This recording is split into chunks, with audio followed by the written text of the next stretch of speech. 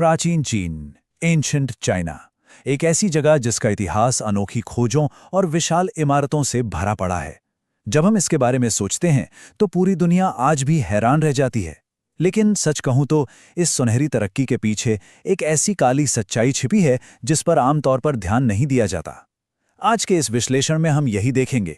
हम समझेंगे कि कैसे इन महान उपलब्धियों की नींव कल्पना से परे दुख और दर्द पर रखी गई थी। शुरुआत करते हैं चीन की महान दीवार यानी द ग्रेट वॉल से। इसके बारे में एक बेहद खौफनाक सच है। क्या किसी को अंदाजा है कि इसके पत्थरों के बीच आज भी उन अनगिनत मजदूरों की हड्डियां दफन हैं जिन्होंने इसे बनाया था? बिल्कुल। कहा जाता है कि कड़ी ठंड और भूख से मरने वाले मजदूरों को वहीं ईंटों के बीच दफना दिया जाता था। एक तरह से देखा जाए तो ये महान दीवार असल में दुनिया का सबसे लंबा कब्रिस्तान है।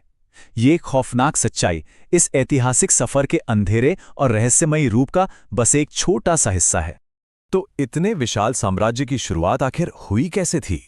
अगर हम करीब 17 लाख साल पहले जाएं, तो गुफाओं में रहने वाले पेकिंग मैन से लेकर पीरी नदी यानी येलो रिवर के किनारे खेती करने वाली बस्तियों तक इंसान का विकास हुआ। गुफाओं के घुप अंधेरे से निकलकर इंसान ने पहली बार सूरज की रोशनी में अपना घर बनाया और खेती करनी शुरू की। ये सभ्यता के उदय का एक बिल्कुल बेहतरीन उदाहरण है। अब आते हैं साल 1986 पर।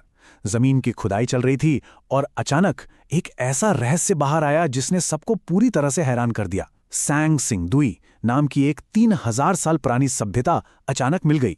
यहां से कांस्य यानी ब्रॉन्ज के ऐसे विशाल मुखौटे मिले जिनकी आंखें बाहर की तरफ निकली हुई थीं और कान बेहद लंबे थे। मतलब ये किसी आम इंसान जैसे तो बिल्कुल नहीं दिखते थे।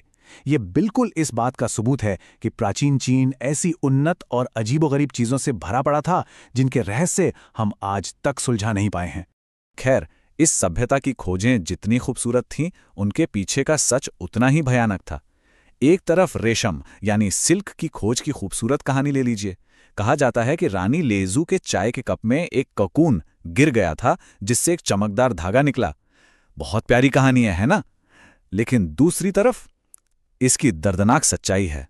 गरीब मजदूर लड़कियों को उबलते पानी में हाथ डालकर रेशम का धागा निकालना पड़ता था। उनकी उंगलियों की खाल तक गल जाती थी। और हां, अगर कोई इन कीड़ों को देश से बाहर ले जाने की कोशिश करता तो उसे सरेआम तड़पा तड़पा कर मार दिया जाता था। सोचकर ही रूह कांप जाती है।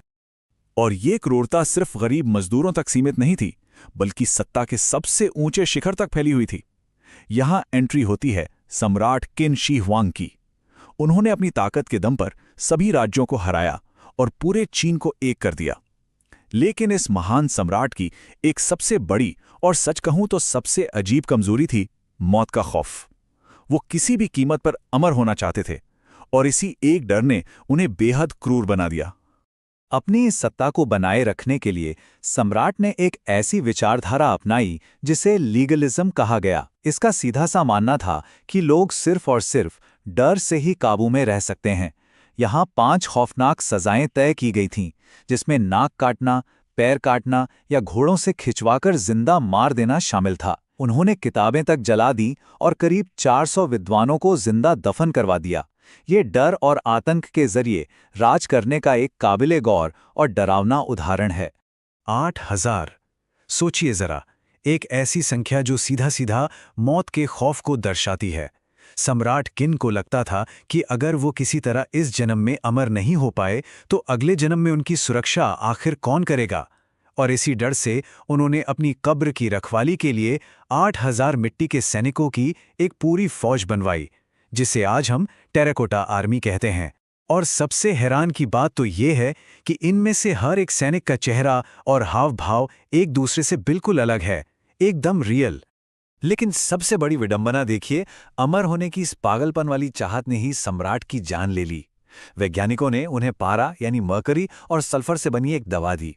इसे रोज पीने से सम्राट का दिमाग पूरी तरह फिर गया और उनकी मौत हो गई। कहा तो ये भी जाता है कि उनके विशाल मकबरे के अंदर जहरीले पारे की नदियां बहती हैं। और जब सम्राट को वहां दफनाया गया ना, तो उनकी रानियों और उस मकबरे को बनाने वाले सभी इंजीनियरों और मजदूरों को वहां जिंदा दफन कर दिया गया, ताकि ये रहस्य कभी बाहर ही ना आ सके। अब सम्राट के मरने के बाद हालात सुधरने चाहिए थे, राइट? लेकिन नहीं, हालात और भी बेकार हो गए। हान राजवंश के पतन के बाद चीन 3 हिस्सों में बंट गया और एक भयंकर गृह युद्ध यानी सिविल वॉर शुरू हो गया। नतीजा क्या निकला? चीन की आधी आबादी बिल्कुल खत्म हो गई। 50% लोग इस लड़ाई में मारे गए। 50%। ये साफ दिखाता है कि सत्ता की लालच का आखिर कितना भारी नुकसान होता है। खून खराबे के इस दौर के बाद एक और दिल दहला देने वाली संख्या सामने आती है, 50 लाख। हुआ ये कि सुई राजवंश के सम्राट ने उत्तर और दक्षिण चीन को जोड़ने के लिए एक विशाल नहर, द ग्रैंड कनाल, बनवाने की जिद पाल ली। करीब 10,800 किलोमीटर लंबी इस नहर को बनाने में 50 लाख मजदूरों को लगाया गया, और दुख की बात यह है कि इनमें से आधे से ज्यादा मजदूर सिर्फ भूख, थकान और बीमारी से तड़प कर मर गए। इसके बाद आता है टांग और हान राजवंश का दौर। इसे आमतौर पर चीन का स्वर्ण युग यानी गोल्डन एज माना जाता है। लेकिन ठहरिए, यहां भी एक काली सच्चाई मौजूद थी। इस दौर में एम्प्रेस वू जेटियन जैसी क्रूर शासिका आईं, जिन्होंने सत्ता पाने के लिए अपने ही नवजात बच्चे तक की हत्या कर दी थी। एक तरफ देश आगे बढ़ रहा था और दूसरी तरफ बेरहमी अपनी सारी हदें पार कर रही थी। तरक्की और क्रूरता दोनों एक साथ चल रहे थे। इस स्वर्ण युग का यह विरोधाभास बेहद हैरान करने वाला था। एक तरफ देखिए, कागज, प्रिंटिंग प्रेस और कंपस जैसी शानदार खोजें हुईं, जिन्होंने पूरी दुनिया के व्यापार को आगे बढ़ाया। वहीं दूसरी तरफ लोटस फीट जैसी बेहद क्रूर और दर्दनाक परंपरा शुरू हुई। छोटी बच्चियों के पैरों की उंगलियों को जबरदस्ती मोड़कर पत्थरी पट्टियों से बांध दिया जाता था। इससे उनकी हड्डियां तक टूट जाती थीं, ताकि पैर सिर्फ 3 इंच के रह जाएं। और पता है क्यों? क्योंकि उस वक्त इसे खूबसूरती का पैमाना माना जाता था। अजीब है ना? खोजों की बात निकली है तो बारूद यानी गन पाउडर का किस्सा तो सुनना बनता है। इसका आविष्कार किसी युद्ध के लिए नहीं हुआ था, बल्कि अमरता का अमृत ढूंढते वक्त एक हादसे में हो गया था। वैज्ञानिकों ने पोटेशियम नाइट्रेट, सल्फर और चारकोल को मिलाया और बूम, एक जोरदार धमाका हुआ। शुरू में इसका इस्तेमाल सिर्फ त्योहारों पर पटाखे छोड़ने और बुरी आत्माओं को भगाने के लिए होता था। बाद में जाकर इसने युद्ध का पूरा तरीका ही बदल दिया। खैर, वक्त आगे बढ़ा और उत्तर की दिशा से एक नया बेहद खौफनाक खतरा सामने आया, गेंगिस खान और उसके मंगोल लड़ाके। इन लोगों के सामने चीन की इतनी महान दीवार किसी काम की नहीं रही। पता है क्यों? क्योंकि उन्होंने दीवार को तोड़ने की मेहनत ही नहीं की। उन्होंने बस वहां से रास्ता निकाला कहां वो दीवार खत्म होती थी। सिंपल पर खतरनाक। ये मंगोल आक्रमण इतना भयानक था कि इसने सब कुछ तबाह करके रख दिया। घुड़सवारों ने महान दीवार को पूरी तरह से बाईपास कर दिया। शहरों को इस हद तक बर्बाद किया गया कि वहां हड्डियों के पहाड़ लग गए थे और सड़कों पर इंसानी चर्बी फैल गई थी। सबसे हैरान करने वाली बात तो ये है कि इतने बड़े पैमाने पर लोगों की मौत हुई कि खेती बंद हो गई, जंगल फिर से उगाए और इससे पूरी धरती का तापमान ही गिर गया। सोचिए, एक आक्रमण ने पूरी दुनिया का मौसम बदल दिया था। लेकिन इन सब के बीच एक बड़ा ही दिलचस्प सवाल पैदा होता है। एक मीठी पेस्ट्री यानी एक मिठाई ने दुनिया की सबसे खौफनाक सेना को आखिर कैसे हरा दिया? बिना किसी हथियार वाली आम जनता ने मंगोलों के अत्याचार से बचने का एक ऐसा अनोखा रास्ता निकाला जो किसी ने सोचा भी नहीं था। इसका जवाब एक शानदार किस्से में छिपा है। मंगोलों के जुल्म से परेशान होकर लोगों ने पारंपरिक मून केक्स के अंदर छोटे कागज की पर्चियां छिपा दी। इन पर्चियों पर लिखा था कि 15वीं रात को मंगोलों को खत्म कर दो। त्योहार के बहाने ये मून केक्स पूरे देश में बांटे गए और एक ही रात में सेना पर अचानक हमला कर दिया गया। इस हैरत अंगेज बगावत ने मंगोल शासन को उखाड़ फेंका और मिंग राजवंश की नींव रखी, जिन्होंने ही बाद में 9000 कमरों वाली मशहूर फॉरबिडन सिटी बनवाई थी। अब थोड़ा सा सम्राटों और युद्धों की कहानियों से निकलते हैं। आइए आम इंसान की जिंदगी पर एक नजर डालते हैं।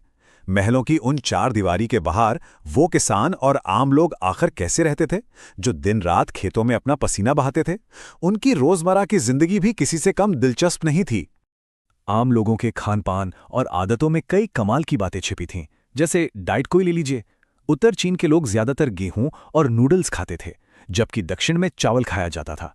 और सबसे हैरान करने वाली बात बताऊं, चाकू को हिंसा यानी वायलेंस का प्रतीक माना जाता था और शायद इसीलिए चॉपस्टिक्स का आविष्कार हुआ।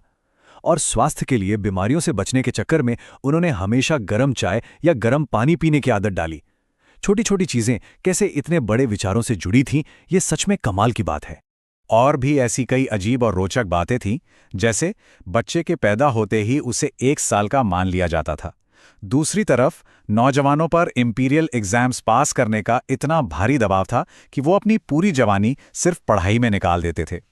त्योहारों पर नियान नाम के डरावगे राक्षस को भगाने के लिए लोग लाल कपड़े पहनते और पटाखे फोड़ते थे। साथ ही अच्छी फसल और पूर्वजों की याद में ड्रैगन बोट की रेस भी लगाई जाती थी। ये स्ट्रिक्ट अनुशासन और त्योहारों की खुशियों का एक बहुत ही बेहतरीन संतुलन था। अगर चीन के इस पूरे सफर को एक साथ जोड़कर देखा जाए तो 17 लाख साल पहले आग जलाना सीखने से लेकर 4000 साल पहले शा राजवंश द्वारा भयानक बाढ़ यानी फ्लड को रोकने तक, और फिर 350 साल पहले सम्राट किन का चीन को एक करना, 13वीं सदी में गेंगिस खान का विनाश और आखिर में 14वीं सदी में मिंग राजवंश के आने तक, हम देखते हैं कि हर एक महान उपलब्धि अपने साथ एक बहुत भारी कीमत और संघर्ष लेकर आई। तो महान दीवार से लेकर रेशम के चमकीले धागों तक और विशाल महलों से लेकर जहरीली नदियों तक सब कुछ देखने के बाद हमारे दिमाग में एक बहुत बड़ा सवाल आता है। क्या इंसानी सभ्यता की आगे बढ़ने की कहानी हमेशा दुख, दर्द और कुर्बानियों की नींव पर ही टिकी होती है? प्राचीन चीन का ये लंबा सफर हमें यही सोचने पर मजबूर कर देता है कि आखिर इस महानता की असली कीमत है क्या? इस विश्लेषण को देखने और हमारे साथ इस सफर पर चलने के लिए शुक्रिया।